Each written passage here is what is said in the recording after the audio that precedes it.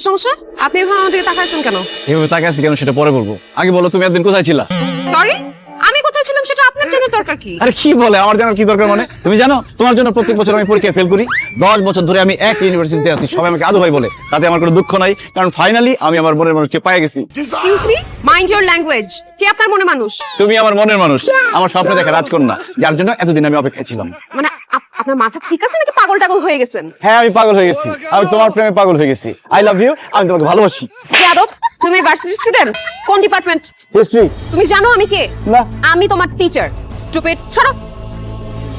আরে দোস্ত, তোর কপালটা আসলেই খারাপ। যাও, এত বছর পর একজনের পছন্দ হইলো, ওটা আমাদের ম্যাডাম। এখন কি করবি? ভালোবেসে যাবো, কিচ্ছু করার নাই, ম্যাডামকে আমার ভালো লেগে গেছে। Love you madam.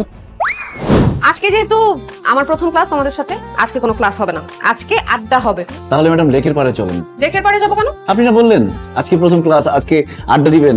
আমাদের ক্যাম্পাসের পাশে সুন্দর একটা লেক আছে, সেখানে খুব ভালো আড্ডা জমে। হোয়াইট, আমি ক্লাসে বসে আড্ডার কথা বলেছি। এনিওয়ে, আমার নাম সুজানা। আর আমি প্রেম দিওয়ানা। মানে? ও ম্যাডাম, আমার নাম প্রেম আর ওর নাম দিওয়ানা। তোমার নাম যে আবির সেটা আমি খুব ভালো করে জানি। ক্লাসের মধ্যে বাড়তি একটা কথাও বলবা না। ঠিক আছে ম্যাডাম, আপনি যেহেতু বলেছেন বাড়তি কোনো কথা বলবো না, শুধু রোমান্টিক কথা বলবো। মাথার মধ্যে এসব ঘুরে দেখে তো প্রত্যেক বছর ফেল করতেছো। আজকে 10 বছর হয়ে গেল তুমি একই ক্লাসে পড়তেছো। ম্যাডাম, আমি এত বছর ধরে এক ক্লাসে পড়ে আছি, তার মানে এটা ভাববেন না যে আমি পড়াশোনায় দুর্বল। আমি পড়াশোনায় খুবই ভালো। বিশ্বাস না করলে আপনি আমাকে যে কোনো প্রশ্ন করতে পারেন। ঠিক আছে, তোমাকে হিস্টরি রিলেটেড একটা কোশ্চেন করি। বলো তো, বাবর ভারতবর্ষে কবে এসেছিলেন? এটা আপনি কেমন প্রশ্ন করলেন ম্যাডাম? কালকে রাতে আমার বাবা কখন বাসায় আসছে সেটাই তো বলতে পারবো না। আর বাবর কখন ভারতবর্ষে আসছে সেটা আমি কিভাবে বলতে পারবো? সেটা বাবরের বাবাকে জিজ্ঞেস করলে হয়তো বলতে পারে। হোয়াইট, তোমার মাথায় যে গোবর ছাড়া আর কোনো কিছু নাই সেটা তুমি আবারও প্রমাণ করলা। ম্যাডাম, মাথা ভর্তি গোবর থাকলেও মন ভর্তি ভালোবাসা আছে। আফসোস, সেই ভালোবাসা দেওয়ার মতো কোনো মানুষ খুঁজে পাচ্ছি না।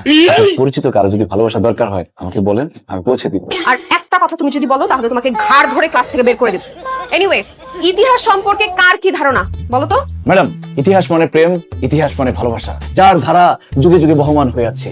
যেমন ধরেন Chandidas রজকিনী, Siri Farhad, Laili Majnu, Romeo Juliet একজন আরেকজনের জন্য জীবন দিয়েছে। একজন 12 বছর বর্ষি বিয়েছে, একজন তাজমহল গড়েছে। আমি আমার ভালোবাসার জন্য এরকম একটা নিদর্শন রেখে যেতে চাই। আপনি শুধু আমার পাশে থাকবেন ম্যাডাম।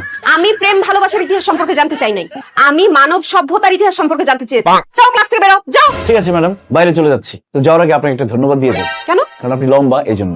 আশ্চর্য, আমার লম্বার সাথে তোমার থ্যাঙ্কস এর কি সম্পর্ক? কারণ আমার দাদি বলছিল আমার যে বউ হবে সে অনেক লম্বা হবে, আপনি ওরকম লম্বা।